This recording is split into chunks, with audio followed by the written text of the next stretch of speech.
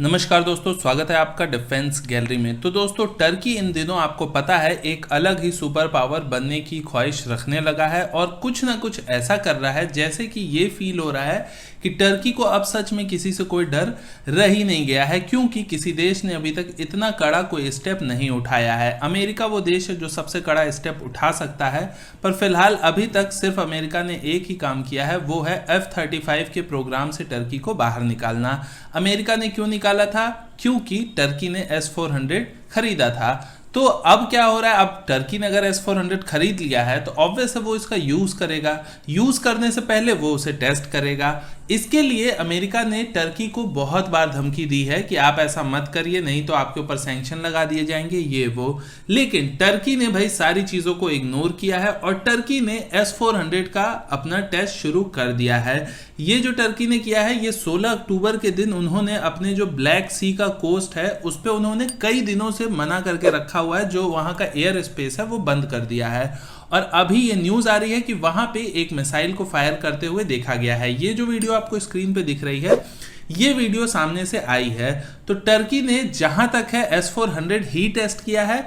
100% sure इसलिए नहीं कह सकते क्योंकि टर्की ने कबूला नहीं है कि उन्होंने S-400 का टेस्ट किया है, लेकिन टर्की की मिनिस्ट्री ऑफ डिफेंस ने इनकार भी नहीं किया है इस बात से। तो अगर कोई इनकार नहीं करता है तो वो चीज़ होती ही है, सिर्फ वो अपनी कुछ मजबूरियों की वजह से खुल के एक्सेप्ट नहीं करते। इंडिया भी ऐसा अक्सर करता है। तो टर्की ने S-400 को टेस्ट करना शुरू कर दिया है। अब आने वाला वक्त बताएगा कि अमेरिका इसके लिए क्या करता है। खैर, अब वापस आते हैं चीन पे। चीन का आपको पता ही है, मैं चीन से जुड़े सारी चीजों से आपको अपडेट करता हूं। तो चीन ने अभी 2 दिनों पहले एक तरीके की धमकी आप कह सकते हैं दी थी, जिसमें कि जो चीन के राष्ट्रपति हैं उन्होंने अपनी सेना को कहा है कि आप ट्रेनिंग अच्छे से करते रहिए और किसी भी समय जंग के लिए तैयार रहिए। चीन ने जैसे ही जिस दिन ये कहा, उसके अगले ही दिन अमेरिका ने तिब्बत के लिए अपने एक स्पेशल कोऑर्डिनेटर को अपॉइंट कर दिया। ये कोऑर्डिनेटर का काम क्या है, तो ये ध्यान रखेंगे तिब्बत सरकार के ऊपर। जो तिब्बत की सरकार है वो भारत में ही है, उसको कहते हैं गवर्नमेंट इन एक्साइल।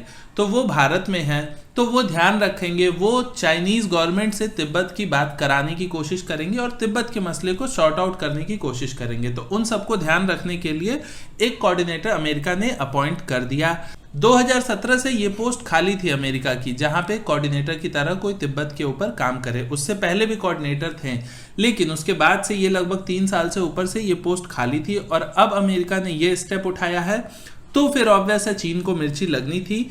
चीन ने अपने ग्लोबल टाइम्स में ये आर्टिकल छपवा दिया है कि अमेरिका चाइना के इंटरनल मैटर में इंटरफेयर ना करे, वही उनके लिए अच्छा होगा और बाकी उनका जो प्रोपोगेंडा रहता है वो चीन ने कह दिया है। तो जब चीन इस तरीके का करेगा तो अमेरिका को ये चीज करना बहुत अच्छा रहा है और भारत भी हो सकता है आने वाले समय में अपनी जो नीति है चीन को लेके वो बदलता हुआ आपको दिखाई देगा। उसके कई रीजन हैं। कुछ दिनों पहले जब अटल टनल का उद्घाटन हुआ था तो मैंने आपको बताया था कि वहां पे हमारे प्रधानमंत्री मोदी जी ने तिब्बत का नाम एक देश की तरह लिया था अपने स्पीच में। उन्होंने बोला हुआ था, मैंने वो वीडियो ट्विटर पे भी शेयर की थी, आपको लिंक मिल जाएगा नीचे डिस्क्रिप्शन में, आप देख सकते हैं। तो उन्होंने वहां पे वो बात बोली थी। इसके अलावा भारत की जो MEA है, यानी कि मिनिस्ट्री ऑफ एक्सटर्नल अफेयर्स, उन्होंने क्या कहा है चाइना को, ये भी आपको जानना चाहिए।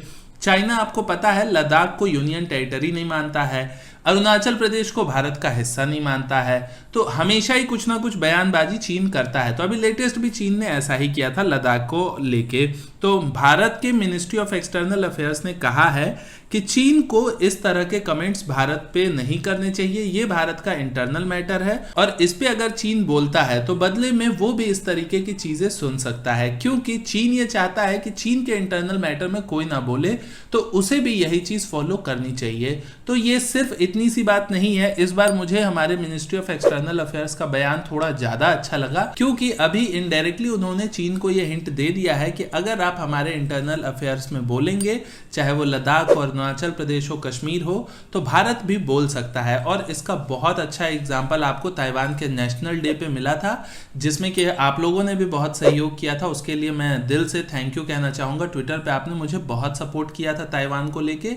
और साथ ही साथ आपको पता होगा कि दिल्ली में जो ताइवान का पोस्टर दिखा था चाइनीज एम्बेसी के सामने, ये कोई छोटी बात नहीं है। चाहे वो पोस्टर बाद में हट गया हो, लेकिन उसके तार बहुत ऊपर से जुड़े हो सकते हैं। खुद समझदार है आप, समझ जाएंगे। नमस्कार, जय हिंद।